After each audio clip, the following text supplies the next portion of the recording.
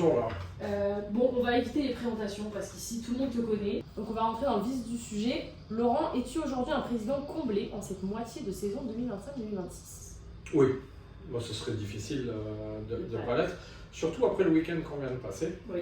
Parce que c'est vrai qu'on parle beaucoup de vous et de la Nationale 2, mais ce week-end, la Prénat a pris la tête du championnat, certes avec un match d'avance, mais elle a quand même pris la tête du championnat. Les M18 se sont qualifiés en battant quand même le RC Cannes. Oui, alors qu'elles étaient outsiders. Complètement. En battant le RC Cannes. En M18, ça veut dire quelque chose? Parce qu'il y a des joueuses du centre de formation qui jouent. Des joueuses en équipe de France. Et on les a battues 2-0. Ouais. Donc oui, je suis très content. Très content de ce dernier week-end et très content de la première moitié de saison. Et que ressens-tu en voyant donc, les résultats? Donc là, on a parlé des jeunes, mais aussi les résultats et la dynamique forcément des équipes 1. Donc pour les filles, on est invaincues et donc première, et les garçons qui sont deuxième à 1 point, je crois, du premier. Donc c'est Mais vraiment. Ils sont passés premiers. Ah, ils sont passés premiers, pardon. Je me dis qu'on ne s'est pas trompé. Je me dis qu'on ne s'est pas trompé chez les filles, mais ça, j'avais pas beaucoup de crainte. Parce qu'on a quand même eu les planètes qui se sont alignées cet été. On a quand même 2 joueuses qui nous rejoignent, Manon et Camille. On a de la chance, elles ont des fiancés qui vivent dans la région. Oui. Et on espère qu'ils restent dans la région. C'est quand même une sacrée veine. On espère qu'ils vont faire une belle carrière dans la région. Dans le sud. Mais oui, donc ça, j'étais pas trop inquiet pour les filles. Je m'attendais pas à ce que vous êtes en train de réaliser, c'est-à-dire une première partie de saison exceptionnelle. Mais j'étais pas trop inquiet.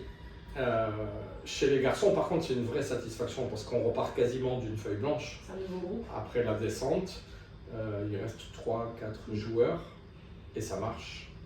Et ça marche même très bien. J'ai l'impression qu'ils vivent bien ensemble, qu'ils s'amusent bien et du coup ils jouent bien. Yuri il fait le boulot. Donc non, je suis très content. Qu'est-ce que ça représenterait pour toi, pour le club surtout, une potentielle montée en élite pour les filles? C'est pas fait encore, mais... C'est pas fait. C'est pas fait, mais on ne peut pas ne pas en parler. Voilà, forcément. On est à la moitié de la saison, on a 5 points d'avance. On va rejouer des équipes qu'on a jouées et qu'on a toutes battues. On est obligé d'en parler. Ça serait de la fausse modestie de se dire non, pas nous. Pour moi, c'est important de monter parce que c'est pas une idée farfelue. Ici, on est en concurrence avec des clubs comme Cannes, comme le Canet chez les filles, comme Cannes et Nice chez les garçons.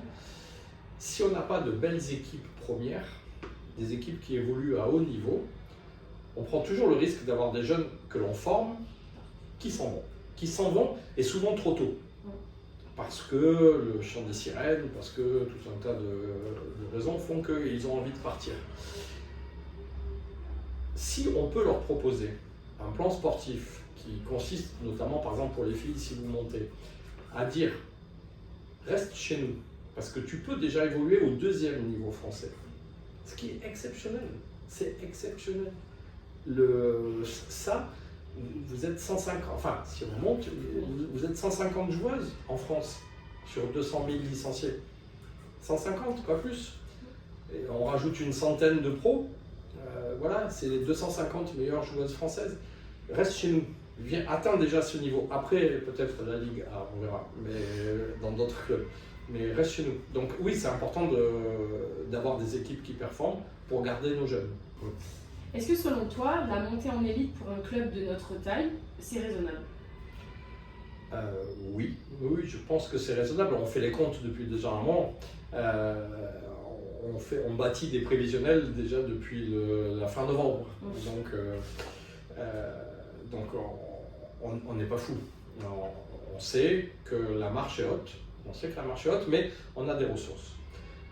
Aujourd'hui, l'inconnu, c'est ce que l'on peut considérer sur 15% du budget.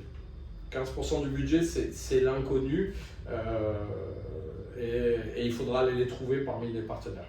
Et j'espère que si l'on monte, nous sommes déjà le club qui évolue au plus haut niveau de la ville de Cannes-sur-Mer, j'espère que si on monte au 2e niveau national, on trouvera des partenaires locaux, des entreprises locales qui nous donnent un coup de main, sachant qu'on est sur des budgets parfaitement raisonnables.